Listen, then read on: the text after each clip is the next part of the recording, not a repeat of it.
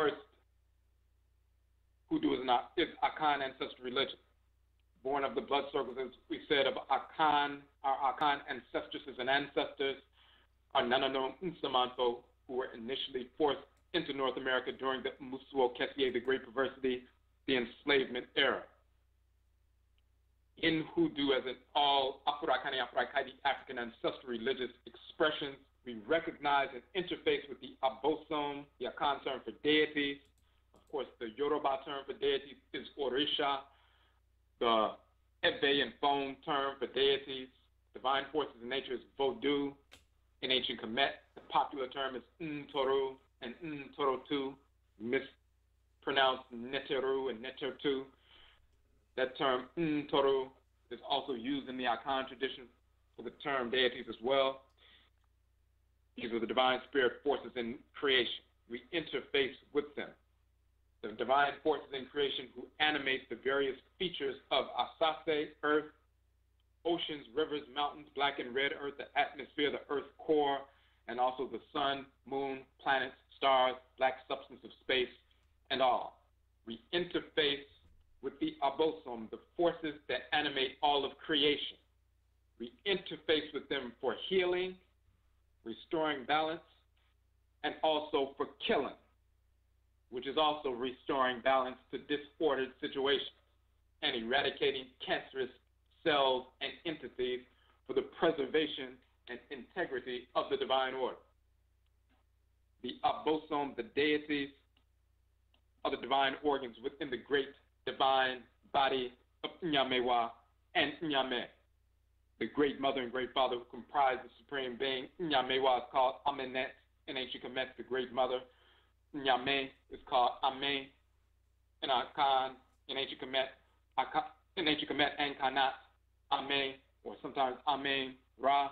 He's called Ame in Akan, Amenet, or Amenat, sometimes called Amenet. Rayat is called Nyamewa in Akan, the great mother and great father who comprise the supreme being. And all Afurakani people have their own names and descriptive titles for the great mother and great father who comprise the supreme being. So the Abosom, the deities, are the divine organs within the great divine body of Nyamewa, Nyame, the supreme being. The Abosom as divine organs regulate order within the divine body of creation, just as your organs are smaller bodies regulating order within your greater body. We thus learn from the Abosom how to regulate order within our lives as they regulate order in creation.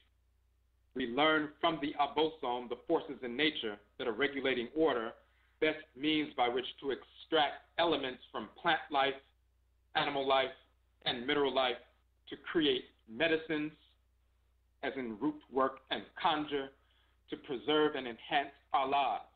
We learn from the Abosom, the forces in nature, the best means by which to extract elements from plant life, animal life, and mineral life to create poisons, root work, and conjure as well, to exterminate our enemies, the whites and their offspring and their non-white agents.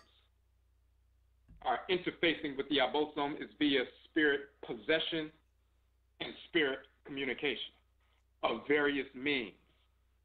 The Abosom invest their Tumi, which is the Akan term for divine power, that dispensation of divine power exuding and emanating from the forces in nature, the same as Ashe in the Yoruba tradition, is Tumi in the Akan tradition.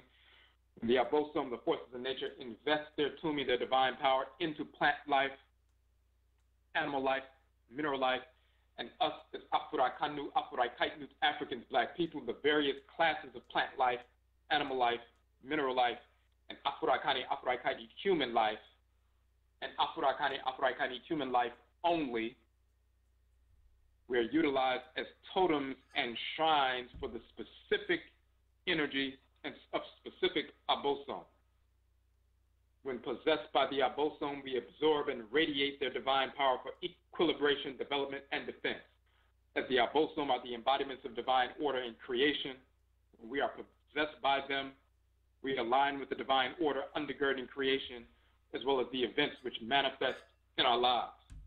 We are thereby informed of what is harmonious, what is disharmonious, how to establish order in life, how to eradicate disorder and its purveyors for the restoration of order in our lives. So when we talk about totems and shrines and so forth, the forces in nature, you have fiery divinities, you have watery divinities, you have earth divinities and so forth. You also have plants, animals, minerals, and Afurakani people of different energetic classes. You have some people who have fiery temperaments. They're children of those fiery divinities. There are shrines for those fiery divinities. The deities possess their children. You have plant life, animal life, mineral life who carry the different energy complexes of the forces in nature. So they become totems, plant totems, animal totems for those divinities, and thus become shrines for the energy of those divinities to be deposited within, held for future use, ritually. So we engage that process, and this is how we establish order in our lives and restore order in our lives. Now, mineral life not only includes the fertile earth mother, but also other planets, the moon, the sun, and all other stars, as all are born of the primordial Ka and Kayet, the male and female abosom deities animating the black substance of space, which manifests and is popularly referenced as dark energy and dark matter. Our ancestresses and ancestors understood dark energy and dark matter tens of thousands of years ago, even though these terms are being popularized by astrophysicists and quantum physicists and so forth. Recently, we've understood dark energy and dark matter and described it as such thousands of years ago, tens of thousands of years ago, as we communicated with and continue to communicate with the abosom, the deities who animate this black substance of space. Ka, the male divinity Ka, who is dark energy, and the female deity divinity Ka'et, who is dark matter. Now, a solar eclipse is actually an alignment of the Oriya, Osorane, and Asase, the sun, moon, and earth. When the direct energy of the Oriya, the sun, envelops the Osorane, the moon, and Asase, the earth, during this brief alignment, darkness ensues, and there's a fusion of energy in a unique configuration within this celestial mineral life. That's why we talked about, of course, the black substance is that great source of the mineral life, which is planets, suns, moons, stars, and so forth. So, when that alignment occurs, darkness ensues, and there's a fusion of energy in a unique configuration within this celestial mineral life. Plant life is affected during this alignment of the solar eclipse. The birds and other animals respond, and Afurakani, African black people are realigned physically and energetically during this alignment. The alignment of the sun, moon, and earth calls for an alignment of our individual and communal values, lives, and our condition. The shrines of the abosom, the deities within our bodies, participate in this alignment because we have different energetic centers and shrines within our bodies, organs related to the sun, moon, the various planets, and so forth. When there's an alignment of the sun, moon, and earth, that alignment affects our bodies as well and the shrines of the abosom within our bodies. So they participate in the alignment, the shrines within our bodies. Our nananom nsamanto, our spiritually cultivated ancestresses and ancestors guide us to the incorporation of this aligned energy of the sun, moon, and earth with the purified consciousness necessary to bring balance to our lives and eradicate our obstacles, physical and non-physical. Those nananom nsamanto, spiritually cultivated ancestresses and ancestors of our direct blood circles, great-grandmothers, great-grandfathers, great-aunts, great-uncles, and so forth, going back hundreds of years. Those who were spiritually cultivated within that clan structure, who navigated life in a harmonious fashion, lived in harmony with the abosom and so forth, they have the capacity and they have the responsibility to transmit not only the energy of the divinities that govern our patriclans and matriclans, but also the consciousness on how to utilize that energy based on clan affiliation. We're all Afurakani people, but we come through specific blood circles, certain blended ancestral blood circles, and we carry specific, unique configurations of energy within these clans. Only the people who lived as part of these clans, who carried that unique configuration of energy, who operated in this region of the Earth Mother after we were forced in this region and learned how to interface with the Earth Mother in this region of her body, learn how to interface with plant life, animal life, mineral life in this region of the Earth Mother's body, learn how to interface with the unique expression of the Abosom, the forces in nature, as they manifest in this region of the Earth Mother's body. Only they who are part of our clans, whose genetic material we carry and whose spirit genetic material we carry, only they can show us how to align with divine order based on clan affiliation, inclusive of special events like the alignment of the sun, moon, and earth. How do you take that energy, that aligning energy within your clan, and how does it affect you physically, spiritually, on an individual level, on a communal level, on a mind, nation level with regard to our people? How did they use it in the past to align themselves and align the community to empower us? They have that experience. They can transmit that to us.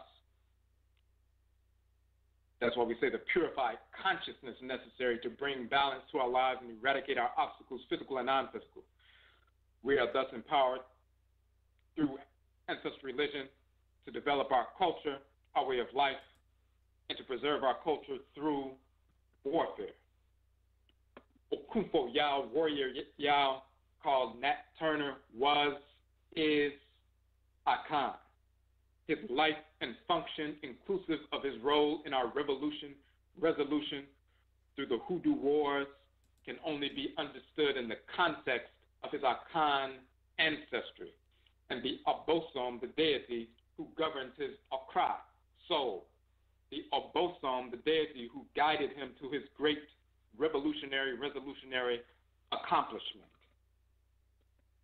And we're going to prove why his accomplishment can only be defined through his Akan ancestry and Akan ancestral religion, which he practiced and continues to practice as an Akan ancestor of Afurakani people who are Akan in North America, because we're spirit genetically related to him. The title Okunfo in the Akan language is defined as warrior, fighter, one of the people, foe, who engages in battle. Oko or Okun. The name Yao is a Kradane, a soul's name in Akan culture. Okunfo Yao, meaning warrior. Yao, Nat Turner, was born on October 2nd, 12,800, Gregorian calendar date 1800, which was a Yao Da, the Da, or the day of the Abosom Yao, the deity Yao. Yao Da is called Thursday in the West. Each day of the ancient seven-day Akan week is governed by one of the solar, lunar, or planetary bodies which are animated by male and female Abosom divinities.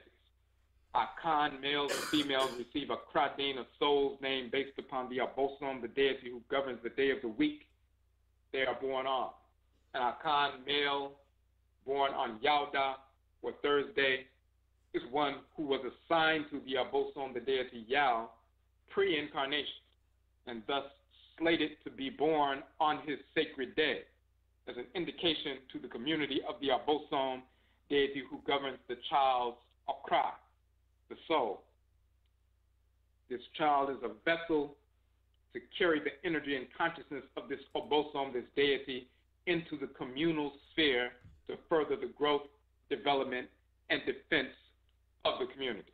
And of course, these Akradin, or soul names, so there's Kwesi for a Sunday-born male, Awusida Sunday, or Akoswia or Esi for female, or Ajua and Kojo or Kwajo for Joda Monday nights, or Kwabena and Abena for Tuesday, or Awuku or Kweku and Akua or Kwakuya for Wednesday, Yao or Kwao, Abba and Ya for so-called Thursday, Yauda, Abada, Yada, Kofi or Kwafi, and Afua or Afia for Friday, or Yofiwa, Ama, Amit, Amiminiwa, and Kwame or Kwame for Saturday, and their variations, these different names, these soul names. Of course, they do not just exist on the continent in Ghana and Ivory Coast. We find them, of course, in Jamaica. We find them in Suriname. But we also, as we've proven in our book series, Akradim Bosom, we find all of these names in the United States, in North America, within our clans. And we've proven that in detail. So we show some detail here. We show entries from the Akan dictionary talking about Yao, a male born on Thursday, or Yauda. We talk about the male and female terms for the soul, the Ka'ed in Akan called Kra and Krawa or Kra or Kra. Male and female terms for soul, that is a divinity dwelling in the head region. There's a divine spirit force in nature, a male deity for males, female deity for females. The Okra is called the Ori Inu in the Yoruba tradition, the inner spiritual head. The Selido in Vodun, of course, the Ka or Ka'et in Ancient Kamit. It is a deity assigned by Inyamewa and Inyame or Amenet Amen to take up residence in the head region of our spirit body, to guide us throughout the course of our lives. We experience this divine spirit force, as we always say, as a pulling us in our head region towards thoughts, intentions, and actions that are in harmony with divine order, and pushing us away from thoughts, intentions, and actions that are out of harmony with divine order, and so forth.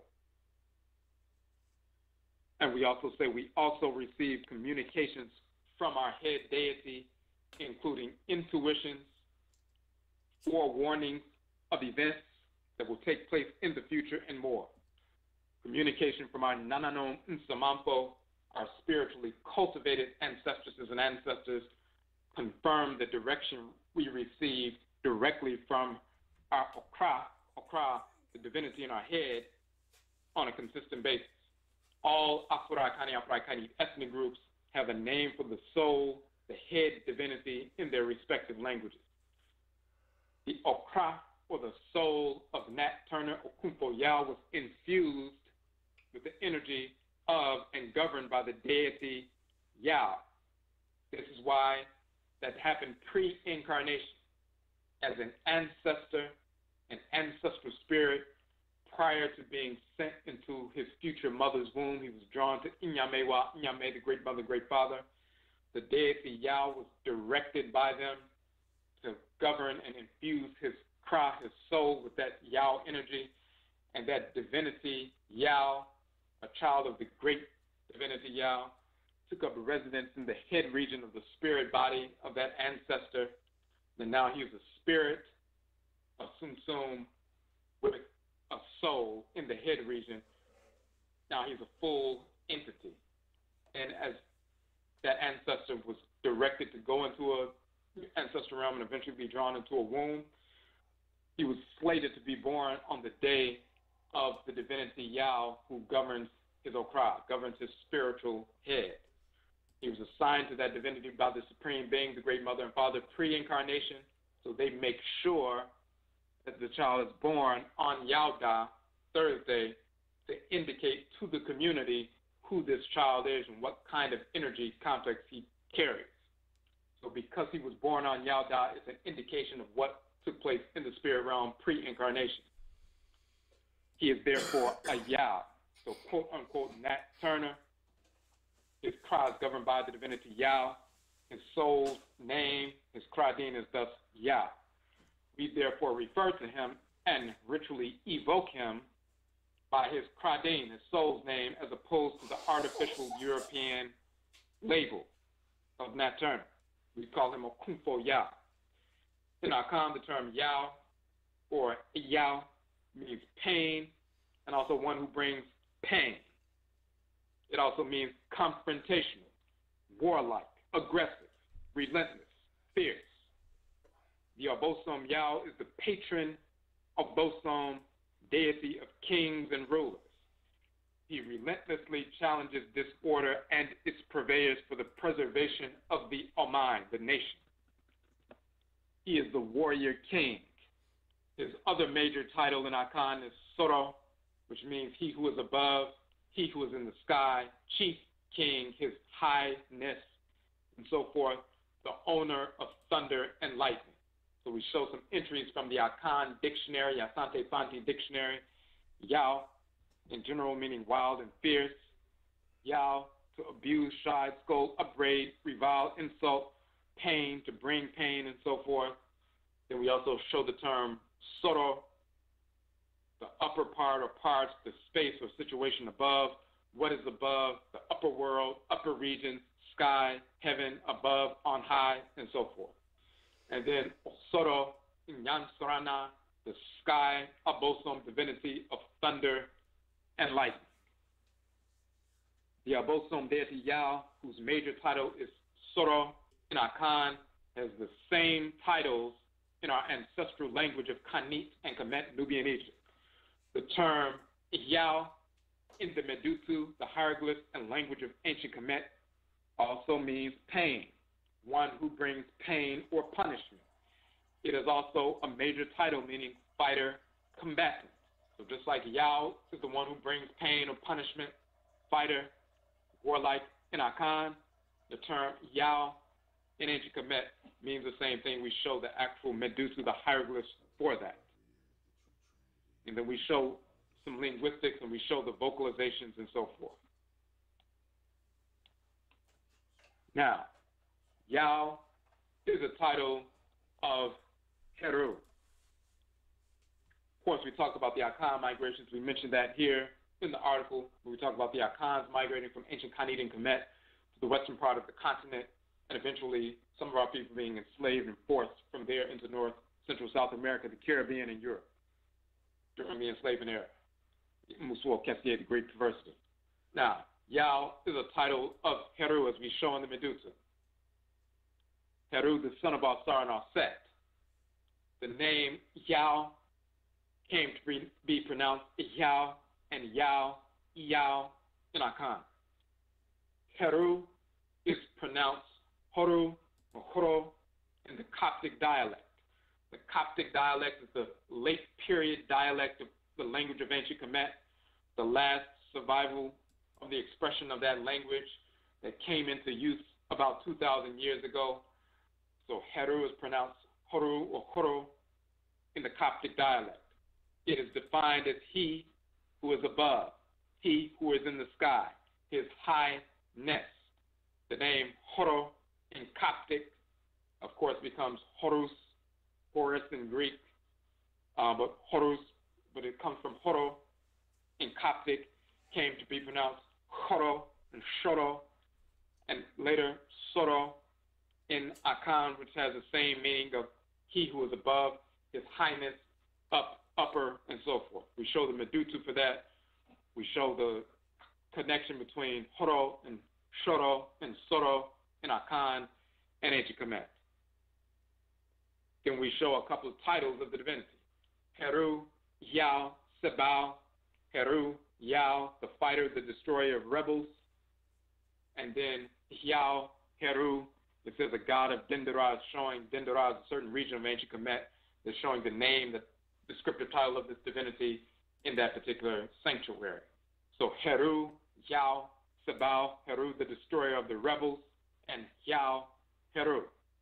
In Ancient Kemet, that Heru, Yao, as well as Yao, Heru, in Akan is Soro, Yao, and Yao, Soro, in Akan. The same two titles, meaning the destroyer of the rebels.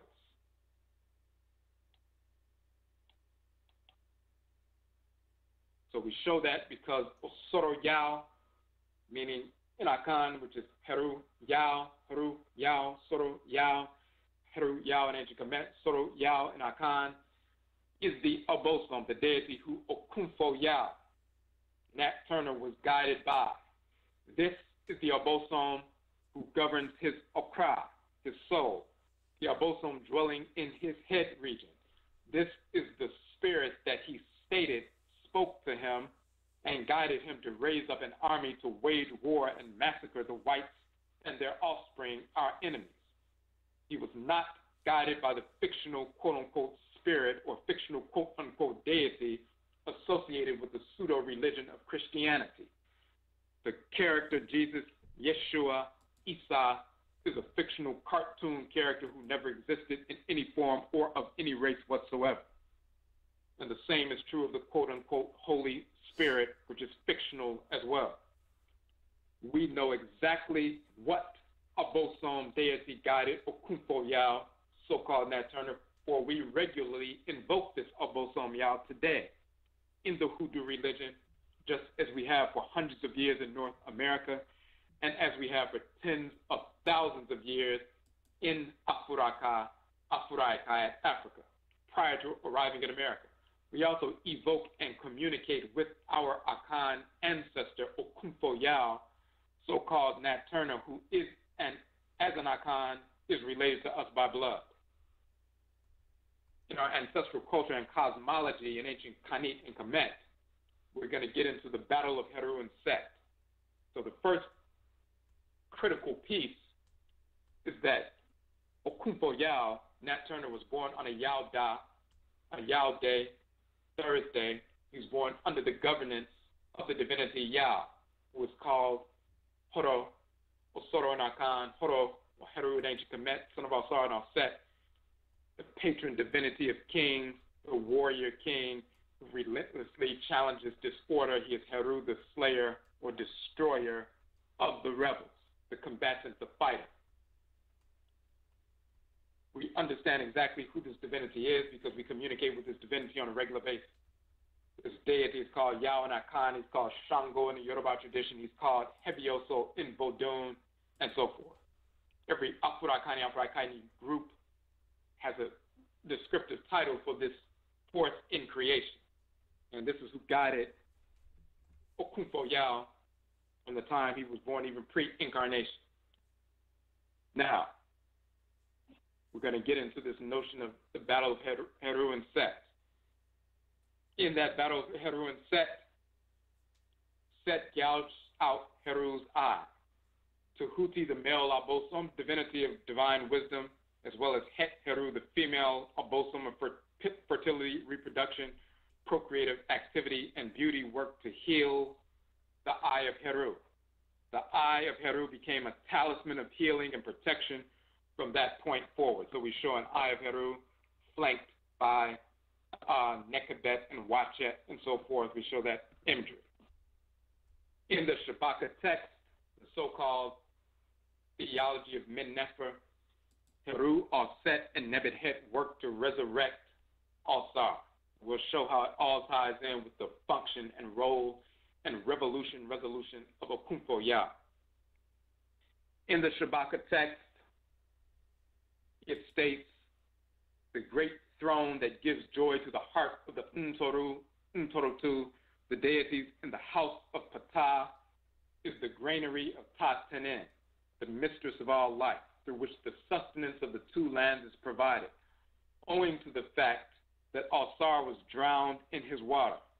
Alset and Nebuchadnezzar looked out, beheld him, and attended to him. Heru quickly commanded Alset and Nebuchadnezzar to grasp Alsar and prevent his drowning or his submerging. They heeded in time and brought him to land. He entered the hidden portals in the glory of the Lords of eternity, in the steps of him who rises in the horizon on the waves of Ra, the great throne. He entered the palace and joined the deities of Ta-Tanen, Ptah, the Lord of years. Thus Alsar came into the earth at the royal fortress to the north of the land to which he had come. His son Heru arose as king of Upper Kemet, arose as king of Lower Kemet, in the embrace of his father Alsar and of the deities in front of him and behind him. Now, they're talking about the resurrection of Alsar before his mummified body, his body drowned in the water. They grasped him and raised him up, resurrected him. Of course, this time of the year deals with that, the resurrection or re-erection of the Jed Pillar, which is a shrine of Alsar. When you see, for example, in the tomb of Seti in Abju, or so-called Abydos, we've shown that image of them erecting the Jed pillar, which is the sanctuary of Alsar, and they dress the pillar, that sanctuary, that shrine, with cloth and so forth, and they give sacred offerings. This is where you get this notion, and this is happening around during the time of the Nain celebration, the winter solstice and so forth. This is where you get this notion of erecting the tree that has a star on top. It's that solar disk that you see on the top, within between the feathers of the crown of the Jed pillar. You see that star on top of the tree within the, leaves or the spine and so forth of the quote-unquote feathers of the tree. You see that star. You see the erection or resurrection of the Jed pillar. That's the resurrection of the quote-unquote Christmas tree that's dressed and so forth with garland. It's also with the gold and silver garland crisscrossing. That's the solar and lunar energy of Wachet and Nekabet, who crisscross the spine and meet up at the crown, Kara, so-called chakra, and so forth. And the offerings that are given, the ritual offerings that are given to Alsar, who's taking up residence in the Jed pillar, is where you get this notion of the presents being placed at the bottom of the Christmas tree after the tree has been erected and dressed and so forth. That whole ritual is mimicry of a ritual practice, but it's meaningless in Christianity. You're not communicating with the deity, the divinity Alsar, and invoking that divinity, as well as invoking Heru and Alset and Nebet-Het and Tehuti and Het-Heru and so forth, and Wachet and Nekabet and Tehuti. You're not invoking them when you're putting gifts on a Christmas tree. You're just engaged in stupidity, nonsense. But that's where it comes from. So they're talking about the resurrection of Alsar. This is from the Shabaka text. The specific mechanism by which Alsar is revived and resurrected. They talk about grasping him first, but then he's revivified. And then he enters into the portals and goes into the sky, takes up residence in the sky, operating through the constellation Sa, which the Whites and Offspring call Orion, and he connects, and they say he's operating alongside Ra, who utilizes the sun as a physical transmitter of his divine energy. And so does Ra, the creatress, and Ra, the creator. But the way after he's resurrected, like the Jed being resurrected, he's revivified as a spirit to operate as a divine force in creation. The specific mechanism by which Alsar is revivified and resurrected by Heru, Alset, and Nebet-Het is addressed in the earlier Meru, pyramid text, wherein Heru gives his father Alsar his eye. Alsar consumes, absorbs the eye of Heru. For the eye of Heru has the power to revivify the spirit energy of Alsar. Alsar is thereby resurrected and takes his place as the head of the Abosom, the deities in the spirit realm. So to go into detail about that, we show texts from the Meru, the pyramid text of Unas, Teti, and Pepi. This goes back over nearly 2,000 years before the Menefer text is published. We're going back to the 6th dynasty, 5th and 6th dynasty, and so forth, around 4,500 years ago for these texts. The pyramid text, the Meru text, are the oldest religious compositions yet unearthed in the world.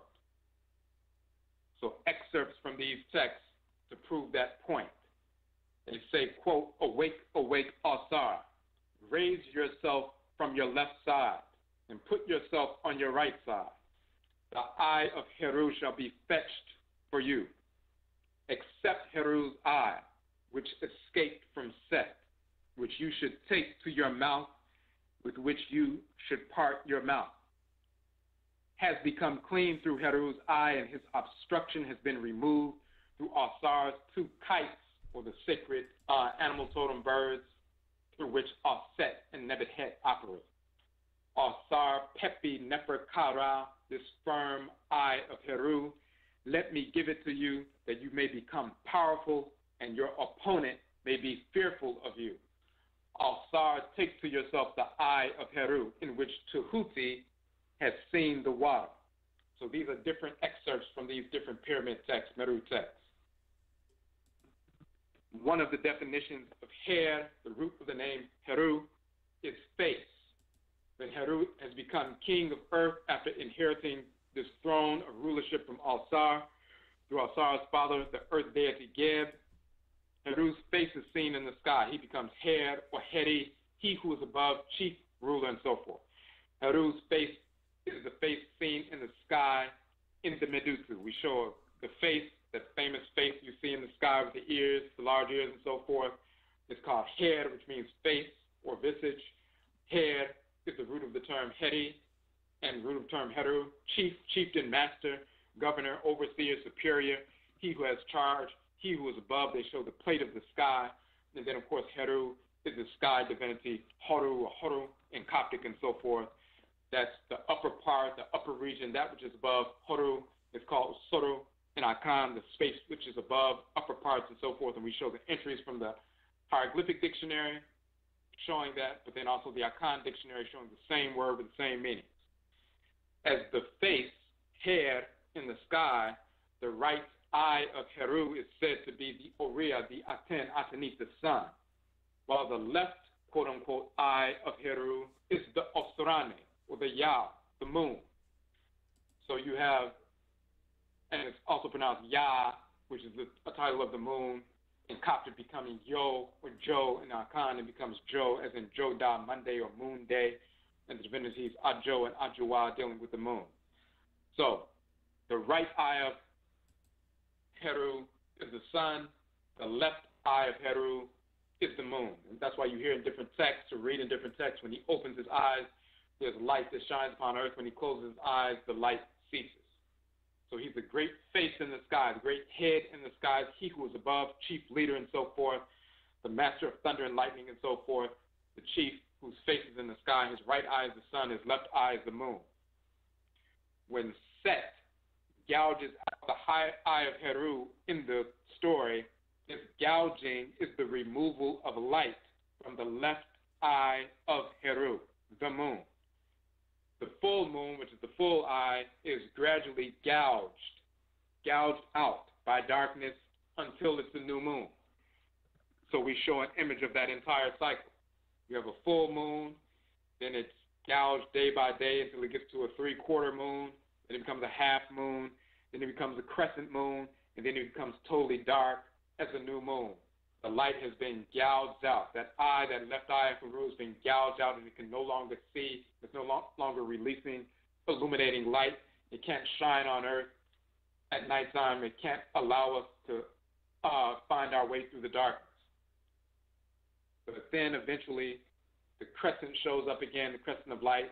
Then you get to a fuller crescent, then a half moon, then a 3/4 moon, and then a full moon. Once again, the eye has been restored. It went from darkness to full light. The eye of Heru was thus used to calculate fractions in the mathematical system of Ancient Kamit. And you'll see that in the mathematical papyri of Ancient Kamit.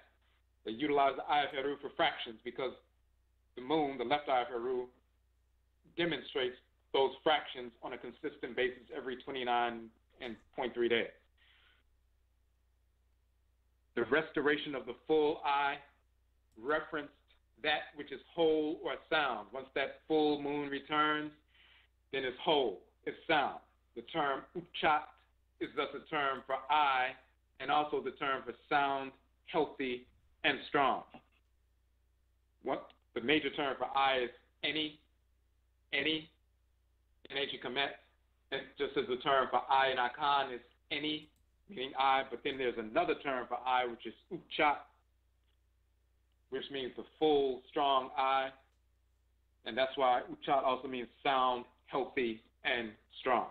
And we show the medut for that. It shows the eye to be healthy, to be sound, to be safe, to be strong, to be set in a fitting order or condition, safe, sound, whole, intact, healthy, strong, flourishing, and so forth. And then uchat is therefore called the left eye of the divinity, and so forth. When Ra is first manifesting as ruler at the creation of the universe in Ra'at, Ra is the great face in the sky, his right eye is the sun, left eye is the moon. When Ra allows Al-Sar to be ruler and directs Ra to be ruler and Al-Set to be ruler, the right eye is the sun, left eye is the moon. When Osiris is killed and so forth, and Heru rises up to become ruler. His right eye is the sun, left eye is the moon. The Abosom Tahuti, the male divinity of divine wisdom, wears the crescent moon upon his crown. We show Tahuti wearing the crescent moon upon his crown. We also show an image of Tahuti and Heru purifying the Ensu, the king, Seti, with a libation. The left eye is often called the eye of Heru once Heru took over rulership.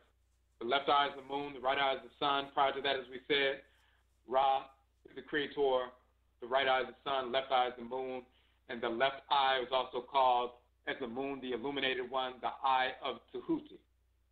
And Tahuti governs that, and he governs it as an advisor, as a vizier, as an Ochiame of the king, whoever the king is, or the queen mother is.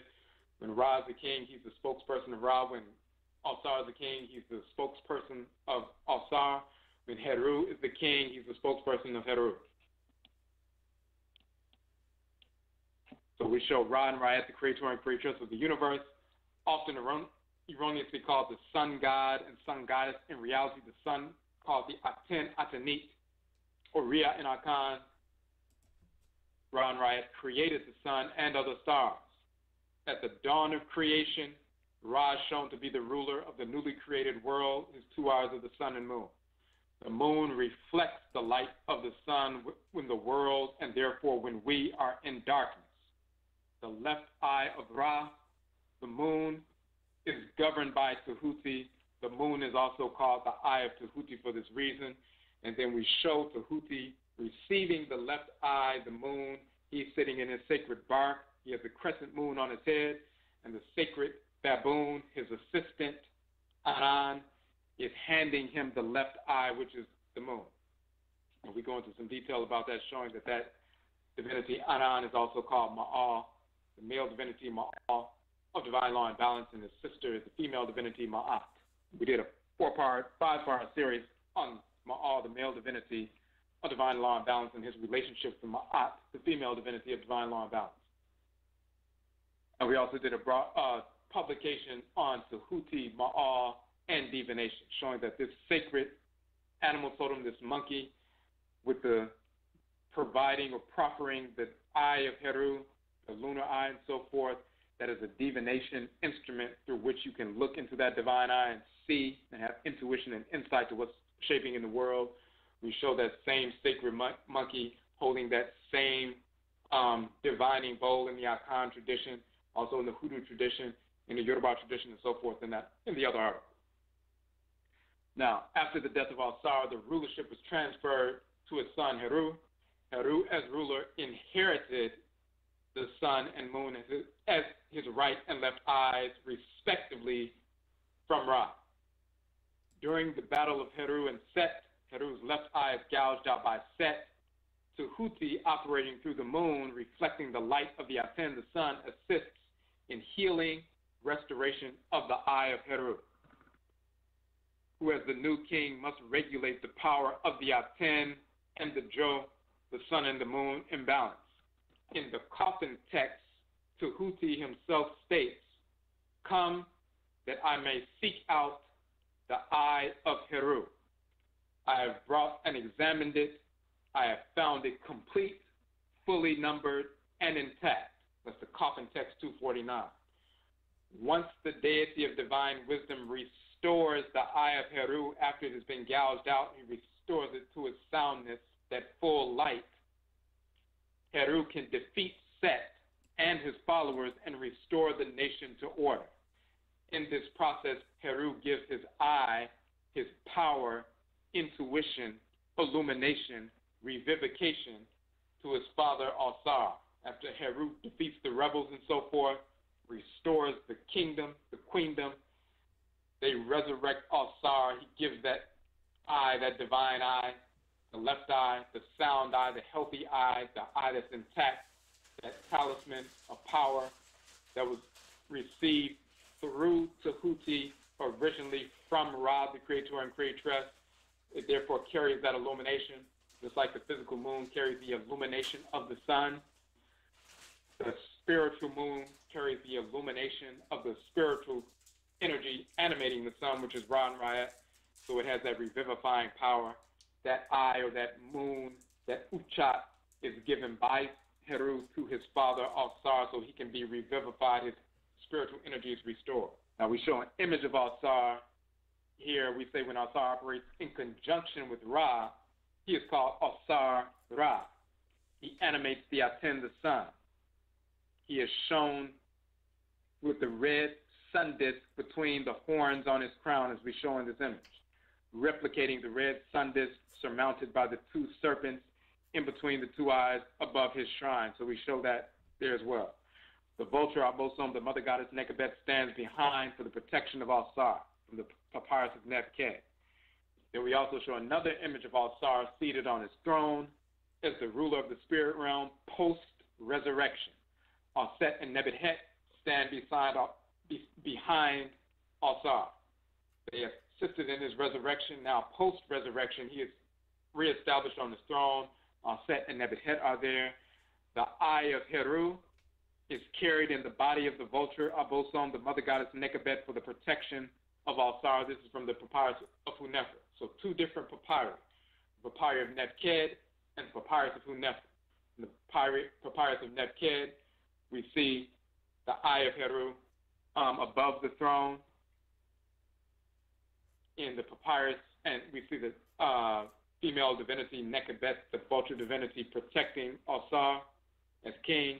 Then in the papyrus of Hunefer, there's a variation on the same theme. He is seated on his throne once again.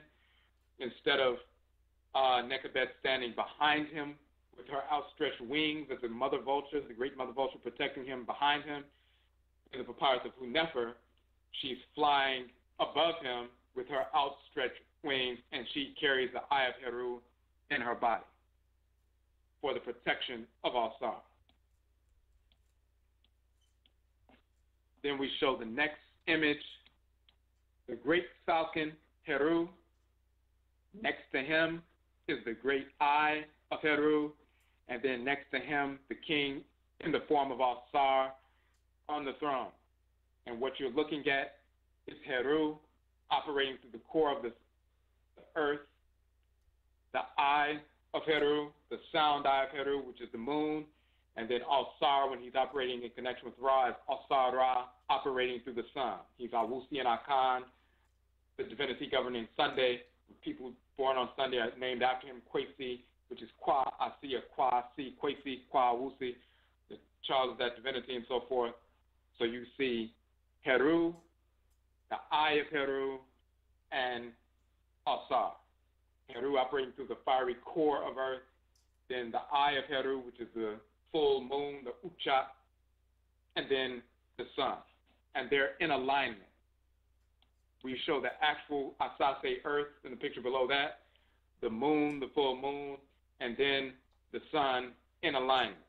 We're showing a solar eclipse, alignment of Asase earth, the moon, the eye of Heru, and the sun, the abode of Al-Sar. And above that, what we're showing is a picture of Heru and the eye of Heru and Al-Sar operating in harmony with Ra, meaning within the sun. That picture is the picture of a solar eclipse, which most people never knew that's what it's depicting. So Huti, the divine wisdom, directs the light of the Aten, the sun, to fill the dark moon, to restore the eye, the vision, the insight, the wisdom, and the power. In this process, Heru offers his purified eye to Al-Sar, who is operating through the Aten, the sun. There is an alignment of the sun and moon. The sun, quote unquote, consumes the moon. The eye of Heru is consumed or absorbed by Al-Sar. The fusion is revivifying for Heru, Al-Sar, as well as those on Asase earth. This is a solar eclipse. Okunfo Yao, warrior Yao, Nat Turner is a child of Yao, Heru. Yao is the Abosom deity who governs the Kra of Okunfo Yao. When Okunfo Yao stated that he saw a solar eclipse and heard from the spirit that this was a sign that he was to prepare for the war. He was conveying to the spiritual communication, or conveying the spiritual communication he received directly from the Abosom Yao. the alignment of Yao and Awusi, Heru and Alsar, the solar eclipse, the giving of the eye of Heru to Alsar was a sign that blindness, the gouged out eye, was going to be healed. Illumination was coming to disperse the darkness. It was time for Afurakanu, Afurakainu Africans to rise up and massacre the whites and their offspring, our absolute enemies, and bring an end to enslavement. A total solar eclipse took place in February of 12,831, so-called 1831. Is the alignment of Heru and Alsar, Yao and Awusi, witnessed directly by Okunfo Yao, not far from where I'm sitting right now in Virginia. When he experienced the Abosom Yao, who governs his Okra, aligned with the Abosom Awusi Alsar through the conjunction of moon and sun with earth, he was empowered and directed by the Abosom Yao that this was his sign and dispensation of energy to utilize for the preparation for war. The messages were sent out to the warriors. Organizing began in earnest. On Awusi Da, Sunday, the day of Alsar, August 21st, 12,831, so-called 1831, as the moon began to reach its fullness, Okunfo Yao rose up with his army and waged war against the whites and their offspring. 2 days later, on August 23rd, the day of the full moon, the massacre was complete. The hoodoo wars to end enslavement at this juncture began to turn the tide of our trustery in North America. The War of Okunfo Yao was considered the largest and most deadly in the trustery of the country up to that point. Nearly 60 whites, men, women, and children were massacred by the army of Okunfo Yao in a brilliant display of warfare. They struck fear in the hearts of whites all over the country. This led to and emboldened numerous insurrections, including the Second Gullah War, misnomer Seminole War, which ultimately forced the Civil War to take place. Thousands of our people took up arms as Maroons, as well as within the armies during the Civil War, for the sole purpose of massacring as many whites as they possibly could and forcing the end of enslavement. That started on October 21st in 12,831 or 1831. On October 21st of 13,017, this past summer, the Eye of Heru was given to Alsar once again. This was an alignment of the sun and moon in the form of a solar eclipse on the August 21st anniversary of the Hoodoo War of Okunfo Yao. Once again, the alignment of Yao and Awusi, Heru and Alsar, marks the turning point in the tide of our revolution resolution. Our communal black body, Alsar, has been revivified and our sight has been restored, Heru. We have the insight from divine wisdom, Tuhuti, to employ our ancestral religion and culture to complete the work of previous generations for our complete sovereignty and the complete eradication of our enemies. Through root work in hoodoo, we established the precedent for chemical and biological warfare. Through invoking and being guided by the Sakramine Abosom, who is Obuequine, whose sacred animal totem is the wolf in hoodoo, we established the precedent for lone wolf warfare against our enemies. Through invoking and being guided by the Abosom Obuadie and the Earth Mother Abosom Asase Afua and Asase Ya in hoodoo, we established the precedent for fashioning metal armaments for warfare. Hoodoo is now revived in our spirit genetic ancestral blood circles. Hoodoo wars return. This past August 21st encapsulated that energetic alignment. The anniversary of the War of Okunfo Yao, August 21st, coincided with a solar eclipse. The alignment of Yao and Awusi with Asase, the alignment of Heru and Asar with Earth on that same date.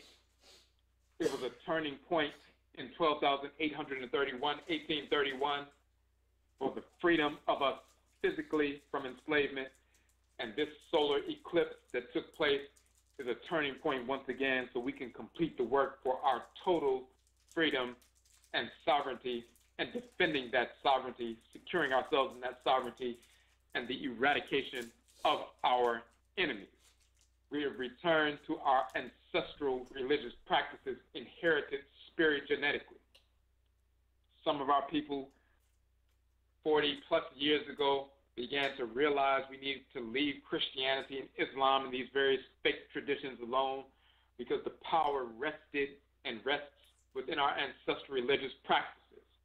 So that was a return towards and making an effort towards re-embracing the source of our power, the same power that guided us and guides us, directs us on root work and conjure how to fashion metal armaments from the region of the Earth Mother wherein we reside, how to manufacture not only medicines from plant life and mineral life and animal life and so forth, but also poisons for chemical and biological warfare.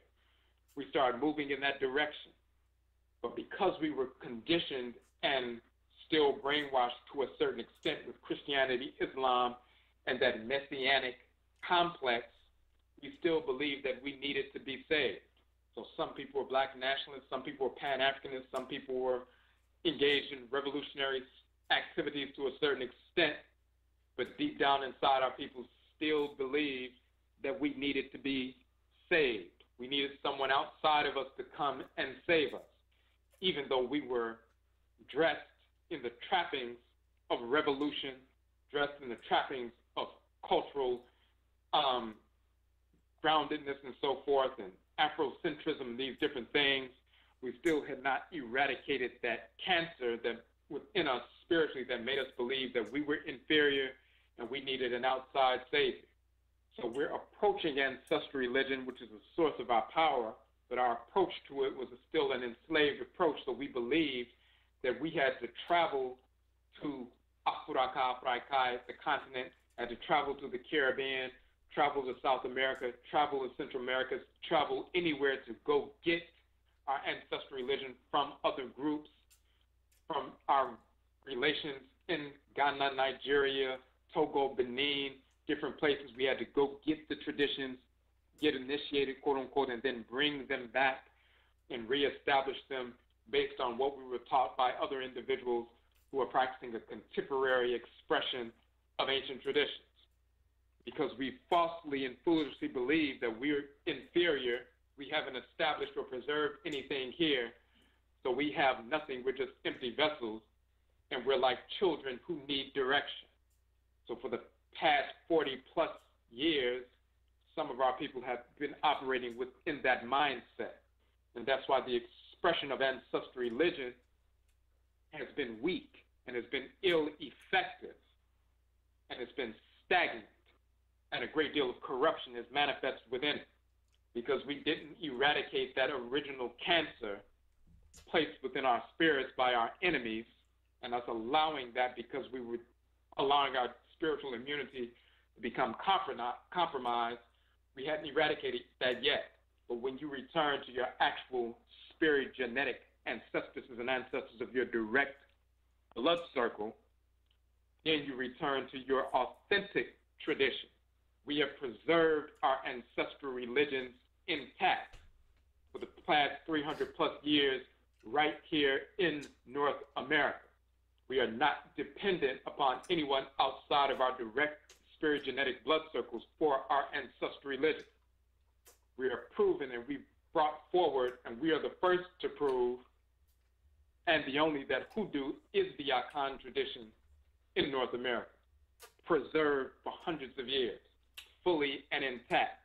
We're not dependent on traveling to Ghana, Ivory Coast, and anywhere else for initiations into a tradition that we have preserved for hundreds of years right here in North America. The hoodoo man and hoodoo woman, the conjure man, the conjure woman, and so forth, these are the priests and priestesses will preserve that priesthood and priestesshood within our blood circles intergenerationally and transcarnationally for hundreds of years right here in North America. And it was through that tradition, as manifest in this region of the Earth Mother's body, as we interfaced with her in this region, the fertile Earth Mother as well as the barren, powerful Earth Mother, Asase Fu and Asase Ya, and the expression of the Abosom as they manifested in this region, and how our ancestresses and ancestors are Nananom and Samanfo who are spiritually cultivated, learned to navigate their way in nature and creation in harmony with the Abosom and their expression in this region. That experience, power, consciousness was transmitted to us intergenerationally and transcarnationally through our spirit-genetic blood circles. We have that experience. No one on the continent can give us that experience. No one on the continent can initiate a black person in North America to hoodoo, the Akan tradition in North America. You can't do that. Just like a Yoruba person on the continent can initiate a black person in North America into Juju, which is the Yoruba tradition in North America, which has been preserved for hundreds of years in our blood circles. Juju men and Juju women are the Yoruba priests and priestesses, the Olorisha and Babalaos and so forth, Iya, Nifas and so forth, maintained in the blood circles of black people in North America. The voodoo tradition preserved in Louisiana and other places prior to the Haitian migration. Voodoo was in North America for hundreds of years. The voodoo women and voodoo men and so forth are the priests and priestesses who preserved that tradition in the blood circles for hundreds of years. No one from outside of our blood circles can come and teach us how to practice hoodoo, the Akan tradition, Juju, the Yoruba tradition, voodoo, the Ebe and Phone tradition, or Wanga, the Obambo tradition, here in North America that we have preserved. They have not experienced life in this region of the Earth Mother, her unique expression of energy and manifestation of energy in this region of her body, the manner in which we were directed to interface with her in plant life, animal life, and mineral life, including plant life, animal life, and mineral life that does not exist on the continent, but exists here in their own unique energy configurations that we incorporated in our ritual practice. They cannot teach that.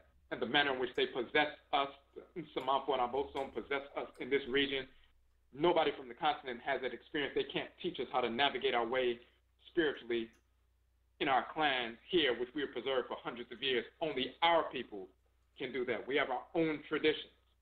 Of course, they are linked and united to all Apurakani traditions in the world, but we have our own expression based on the blending of our ancestral blood circles in this region of the Earth Mother's body.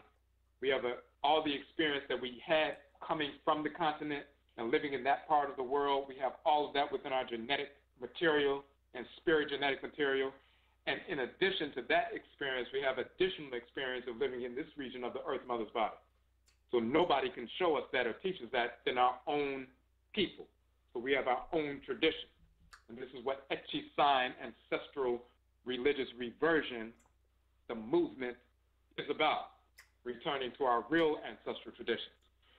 This is the difference between what our people have been doing for the past 40 years in North America, going back and forth to the continent of the Caribbean, trying to retrieve a tradition and neglecting the reality that we've had our own tradition, and you are not legitimized in ancestral religion until you operate within your own tradition. The best that you can receive from anyone on the continent or in the Caribbean and so forth, those are diplomatic relations. You can have diplomatic relations with your cousins on the continent, in the Caribbean, South America, and so forth. But with regard to being legitimized in a spiritual tradition, in a priesthood or priestesshood tradition, that can only happen within your clans, your spirit genetic clan, period. Anything else is just extra and supplemental. Any initiation